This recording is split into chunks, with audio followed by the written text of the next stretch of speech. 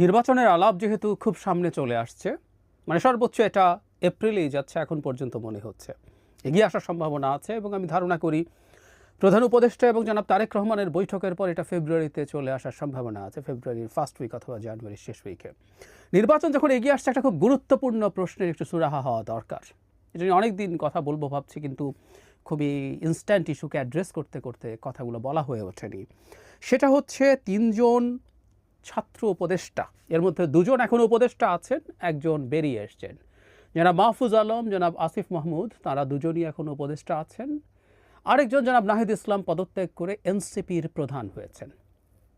এই তিন ছাত্র উপদেষ্টা কি সামনের যে নির্বাচন, ত্রয়োদশ জাতীয় সংসদ নির্বাচন, তাতে অংশ নিতে পারবেন কিনা, এই উত্তরটা দরকার। এবং নৈতিকভাবে তারা যদি নৈতিকতার দিক থেকে চিন্তা করেন, তারা যদি নৈতিক মানুষ হন, তাদের কোনোভাবেই এই নির্বাচনে অংশগ্রহণ করা উচিত নয়। এবং এটার খানিকটা আইনি দিকও আছে, আমি সেই জায়গায় আসব।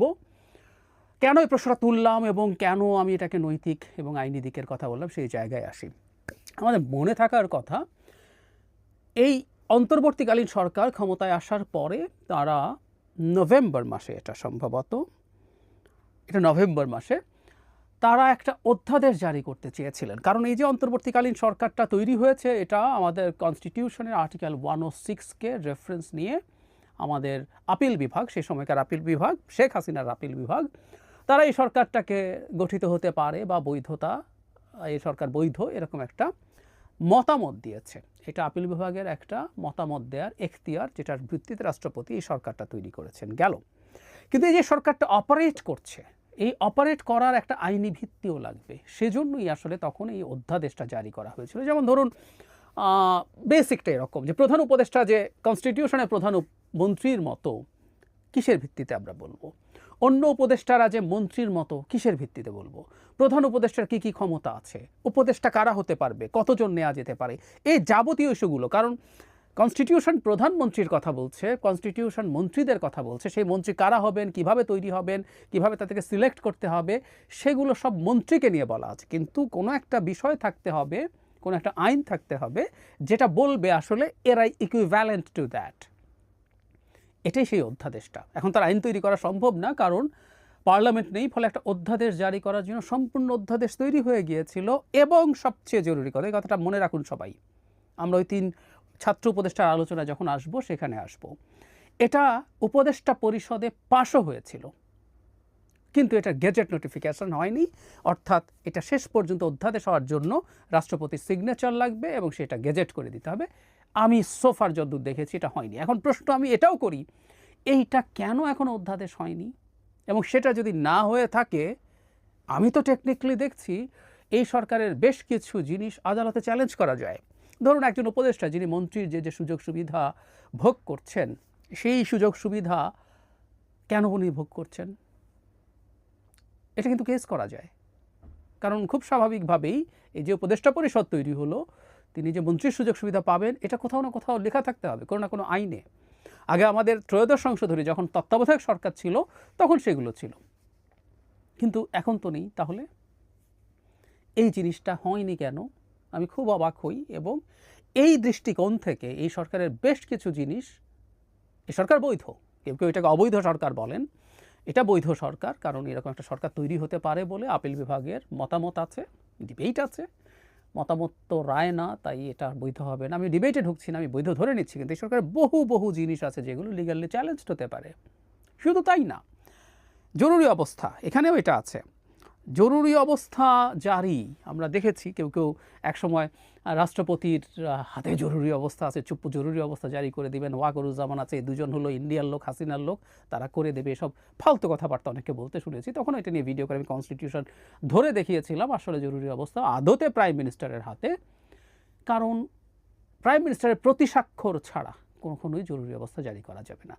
আর এই যে অধ্যাদেশ আছে সেখানে ওই জিনিসটা ক্ল্যারিফাই করা আছে, ওখানে প্রাইম মিনিস্টারের জায়গায় প্রধান উপদেষ্টার প্রতি স্বাক্ষর লাগবে। এরকম সব বিস্তারিত মানে উপদেষ্টা কারা হবেন, উপদেষ্টার যে যোগ্যতা, ধরুন মন্ত্রী হওয়ার যা যোগ্যতা সেটাই যদি থাকতে হয়, সেটাও লিখিত থাকতে হবে। এবং আমি এই অধ্যাদেশটার একটা অংশ আপনাদের দেখিয়েছিলাম জনাব খলিলের ক্ষেত্রে। তিনি যে উপদেষ্টা হয়েছেন, আমি দেখিয়েছি যে এই অধ্যাদেশে ঠিক আমাদের কনস্টিটিউশনে যা আছে, আমাদের কনস্টিটিউশনে আছে হলো মন্ত্রী সংসদ সদস্যদের মধ্য থেকে হতে হবে এবং সংসদ সদস্য হওয়ার যা যা যোগ্যতা তার লাগবে, এর মধ্যে দ্বৈত নাগরিকত্ব মানে একক তো প্রশ্নই আসে না, দ্বৈত নাগরিকত্ব থাকলেও তিনি সংসদ সদস্য হতে পারেন না। 10% টেকনোক্র্যাট মন্ত্রী নেওয়া যায়, সেই ক্ষেত্রেও তাদের সংসদ সদস্য না হলেও চলবে, কিন্তু সংসদ সদস্য হওয়ার যা যা যোগ্যতা দরকার সেগুলো তার থাকতে হবে। তার মানে হচ্ছে এই, কোনোভাবেই, আমি আবারও বলছি, কোনোভাবেই বাংলাদেশের হিসাবে কোনো মন্ত্রী দ্বৈত নাগরিকত্ব নিয়ে হতে পারবেন না। ইনফ্যাক্ট উপদেষ্টাদের ক্ষেত্রেও ঠিক এই কথাটাই অধ্যাদেশে লেখা ছিল। কেউ কেউ বলবেন এটা অধ্যাদেশ হয়নি, কিন্তু এটা পাস হয়েছে। এবার যে জায়গাটায় আসছিলাম, অনেক কিছু আছে, তাদের দায়মুক্তি দেওয়া আছে তারা যেহেতু কাজ করছেন। যদি এসব নিয়ে প্রশ্ন আছে, প্রশ্ন হচ্ছে অধ্যাদেশ কিন্তু দিনের শেষে পরবর্তী সংসদে এটাকে আইনে পরিণত করতে হবে, না হলে অধ্যাদেশ আসলে এফেক্টিভ থাকবে না। এটা খুবই জরুরি ব্যাপার। সো অধ্যাদেশ দিয়ে for the time being next পার্লামেন্টের আগ পর্যন্ত কাজ চলবে এবং কোনো লিগ্যাল চ্যালেঞ্জ হলে সেটাকে সে ডিফেন্ড করতে পারবে, ফেস করতে পারবে, কিন্তু সেটা পরবর্তীতেও আইনে পরিণত হওয়ার প্রশ্ন আছে। সুতরাং এই ব্যাপারগুলো অবশ্যই সবাইকে মাথায় রাখতে হবে। ভবিষ্যৎ সরকারের সাথে মানে বর্তমানে যারা আছেন তাদের ইন্টারাকশন কেমন হবে, তাদের মিথস্ক্রিয়া কেমন হবে, সেগুলো। আচ্ছা, এবার যে জায়গাটায় আসছি, এখানে একটা সাবহেডিং আমি বিবিসি বাংলায় দেখছি, উপদেষ্টা হতে পারবেন না যারা, এখানে মানে মোটামুটি আমাদের মন্ত্রীদের যা যা নিয়ম সেটাই আছে। পাশাপাশি উপদেষ্টার পদে বসতে হলে ব্যক্তিকে ত্রয়োদশ জাতীয় সংসদ নির্বাচন এবং স্থানীয় সরকার প্রতিষ্ঠানের জনপ্রতিনিধি নির্বাচনে প্রার্থী হবেন না মর্মে সম্মতি দিতে হবে। আমি আবারও পড়ছি, পাশাপাশি উপদেষ্টার পদে বসতে হলে ব্যক্তিকে ত্রয়োদশ জাতীয় সংসদ নির্বাচন এবং স্থানীয় সরকার প্রতিষ্ঠানের জনপ্রতিনিধি নির্বাচনে প্রার্থী হবেন না মর্মে সম্মতি দিতে হবে। তার মানে যখন নভেম্বর মাসে এই অধ্যাদেশ জারি হয়, যেটা মাহফুজ আলম, জনাব আসিফ মাহমুদ, জনাব নাহিদ ইসলাম, এই তিনজন সেই উপদেষ্টা পরিষদের সদস্য ছিলেন এবং তারা সহ উপদেষ্টা পরিষদ এই যে অধ্যাদেশ এটা তারা পাস করেছেন, তারপরে তারা নীতিগতভাবে এটা সমর্থন করেছেন। এটা এখনও যেহেতু আইন হয়নি, মানে অধ্যাদেশ হয়নি, জারি হয়নি, আমি নিশ্চিত আমি খুঁজে দেখলাম এটার আসলে কোনো রকম কোনো গেজেট নোটিফিকেশন আমি দেখিনি।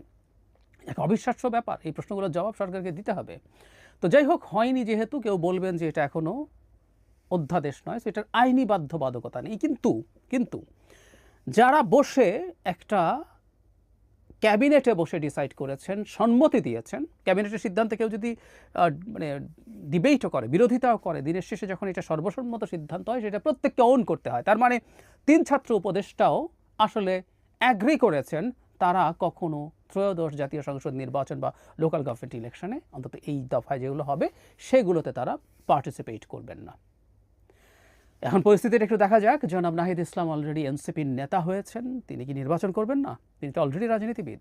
টেকনিক্যালি বলা যায় বাকি দুজন সরকারে আছেন, তারা হয়তো করবেন না, তারা দলে আসবেন না, কিন্তু অন্তত একজন জনাব আসিফ মাহমুদকে তার এলাকায় প্রচুর জনসংযোগ করার মতো পরিস্থিতি দেখা যাচ্ছে। তিনি লাঠবহন নিয়ে যান, সরকারি নানান সুবিধা বেনিফিট তিনি সেখানে দেন তার এলাকার উন্নয়নের জন্য। যেহেতু তিনি এলজিআরডির মতো গুরুত্বপূর্ণ মন্ত্রণালয় আছেন, এসব নানান আলোচনা আছে। হোয়াট এভার, তিনিও কি নির্বাচনে অংশগ্রহণ করবেন না? তিনি কি এনসিপিতে যাবেন না বা অন্য কোথাও? জনাব মাহফুজ আলম এবং জনাব আসিফ মাহমুদও একই ক্যাটাগরিতে পড়েন। ওই যে বলছিলাম, এটা নৈতিক, এটা অনৈতিক হবে তারা যদি নির্বাচনে পার্টিসিপেট করেন। এবং আবারও বলছি, তারা এটা অ্যাগ্রি করেছিলেন, এটা একটা লিগ্যাল ব্যাকগ্রাউন্ড তৈরি হওয়ার জন্য। অধ্যাদেশ মানে এটা একটা আইনি বাধ্যবাধকতার জন্য তারা অ্যাগ্রি করেছিলেন। সো এটা এক ধরনের নৈতিক শুধু না, আইনি বাধ্যবাধকতাও আছে। গায়ে যারা বলতে পারেন আমি তো কোনো নিয়ম ভাঙছি না, কোথায় লেখা আছে, এসব বলতে পারেন, কিন্তু আমি দেখিয়ে দিলাম আমাদের এই আলাপটাও মনে হয় মাঠে থাকা জরুরি হবে। তারা তো এমনি এটা করে ফেলেননি, তারা এটা করেছিলেন, এটার ব্যাপারে তাদের ব্যাখ্যা দিতে হবে। আর